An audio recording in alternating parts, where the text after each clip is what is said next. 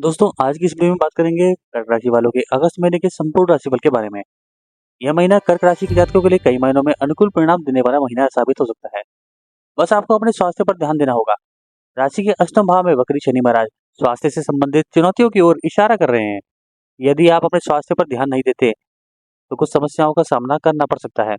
मानसिक तनाव अधिक हो सकता है, इसलिए ज्यादा सोच विचार करने से बचें और स्वयं को अकेला समझने की भूल ना करें। जहां तक आपके करियर की बात है, तो करियर के उद्देश्य से यह महीना अनुकूल रहेगा। आपको अच्छी सफलता मिलेगी। दसम भाव के स्वामी मंगल के दूसरे भाव में होने से आपको अपनी नौकरी में मजबूती हासिल होगी। आप अपने वरिष्ठ अधिकारियों की कृपा के पात्र भी बनेंगे और अपने कार्य क्षेत्र में अच्छे काम की प्राप्ति होगी।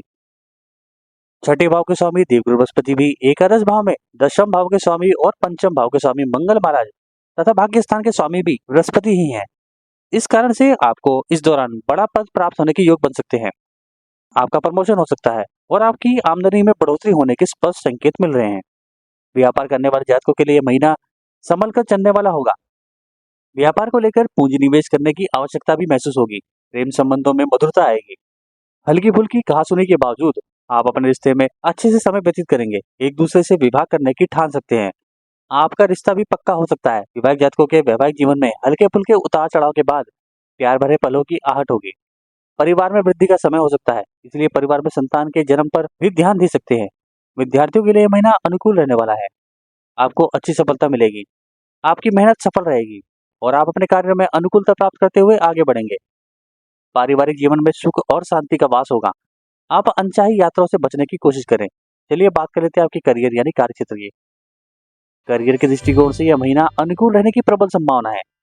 दसम भाव के स्वामी मंगल महाराज एकादश भाव में महीने की शुरुआत में षष्ठेश और नववेश देवगुरु बृहस्पति के साथ स्थित रहकर आपको नौकरी में मजबूत स्थिति प्रदान करेंगे।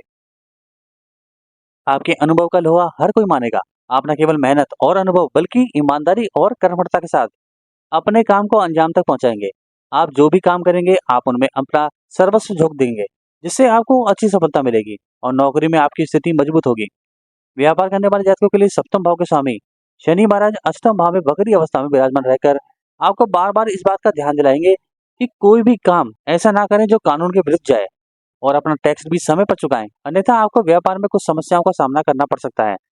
देवगुरु बृहस्पति एकादश भाव में विराजमान रहकर पूरे महीने आपके सप्तम भाव को देखेंगे, जिससे आपको व्यापार में नित्य नए लोगों से संपर्क स्थापित करने का मौका मिलेगा और उनके माध्यम से व्यापार में आगे बढ़कर आप अपने व्यापार को सही दिशा में आगे बढ़ा पाएंगे।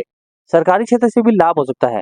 आपको इस महीने अपने अधीन काम करने वाले लोगों से अच्छा व्यवहार करना चाहिए और बिना वजह किसी अहम भावना से ग्रसित होने से बचना चाहिए, क्योंकि ऐसा होने की वजह से कुछ लोग आपके यहाँ से काम करना छोड़ सकते हैं और उस वजह से आपको कुछ समस्या हो सकती है। इसलिए सभी से अच्छा व्यवहार करें, जिससे आपका व्यापार भी उन्नति करेगा। चलिए बात करते हैं आपकी फाइनेंशियल यानी आर्थिक स्थिति के बारे में। यदि आपकी आर्थिक स्थिति को देखा जाए तो इस महीने की शुरुआत अनुकूल रहेगी। दूसरे भाव में बुध और शुक्र धन संचय करने में मदद करेंगे और आपके बैंक बैलेंस को बढ़ाएंगे। तो एकादश भाव में मंगल और बृहस्पति विभिन्न माध्यमों से धन के आगमन का रास्ता सुलभ करेंगे और आपकी आमदनी में दिन प्रतिदिन वृद्धि के योग बनाएंगे। इस प्रकार इस महीने की शुरुआत आपकी आर्थिक स्थिति में इजाफा करेगी। हालांकि अष्टम भाव में बैठे शनि महाराज की वजह से कुछ अवांछित यात्राएं, किसी का बिगड़ा हुआ स्वास्थ्य और खर्च आपको थोड़ा परेशान जरूर कर सकते हैं, लेकिन आपकी आमदनी भरपूर होने से आपको इन समस्याओं में कमी आएगी। 26 अगस्त से मंगल मिथुन राशि में द्वादश भाव में चले जाएंगे।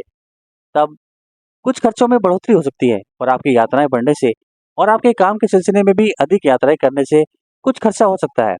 फिर भी यह कहा जा सकता है कि यह महीना आपको खुशियां भी देगा और आर्थिक रूप से मजबूती भी देगा।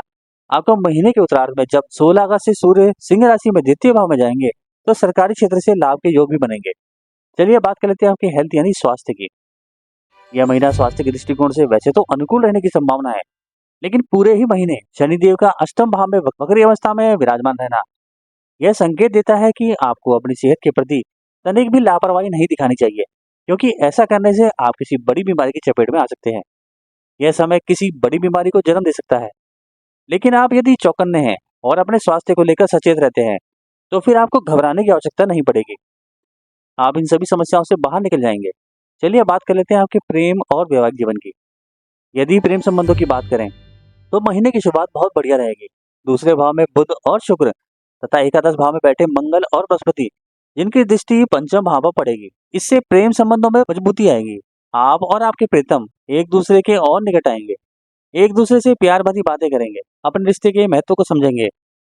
एक दूसरे की अहमियत अपने जीवन में आपको महसूस होगी। कुछ समय के लिए यदि आप एक दूसरे से बात नहीं कर पाए तो आपको उनकी कमी महसूस होगी। यह आपको एक अच्छे रिश्ते की ओर लेकर जाएगा। यह महीना आपके लिए बहुत महत्वपूर्ण है, क्योंकि जिसे आप प्यार करते हैं उन्हें शादी का प्रस्ताव दे सकते हैं। यदि आप ऐसा करते हैं तो आपको उसमें सफलता मिल सकती है और आपके प्रेम विवाह के योग प्रबल हो सकते हैं।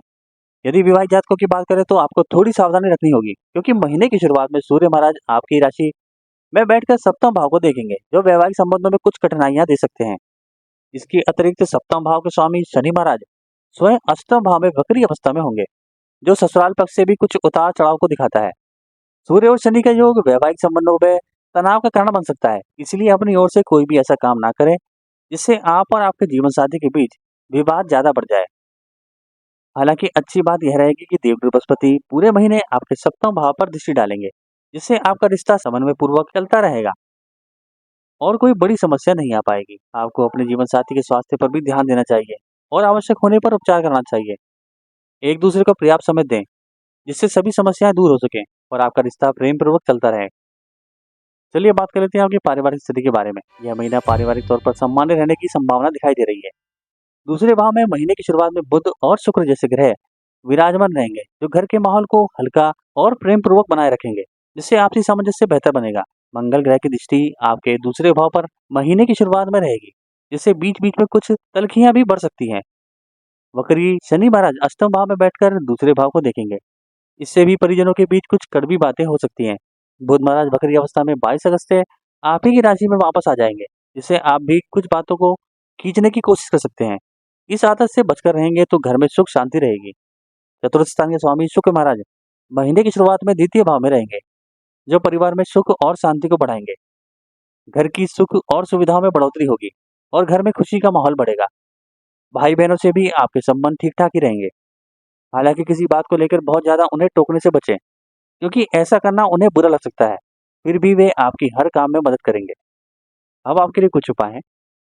पहला, आपको प्रतिदिन भगवान शिव और माता पार्वती की उपासना एक साथ करनी चाहिए। दूसरा, शनिवार के दिन छाया दान करना आपके लिए अनुकूल रहेगा। तीसरा, आपको चींटियों को आटा डालना चाहिए और मछलियों को दाना डालना चाहिए।